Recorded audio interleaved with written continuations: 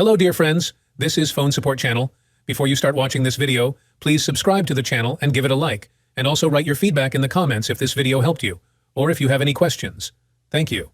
And in this video, I want to show and tell you how to copy the link to your Instagram profile.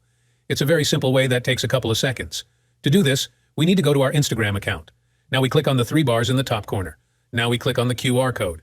And here we see the button, Copy Link. Let's click on that button. Now we have copied the link to our account.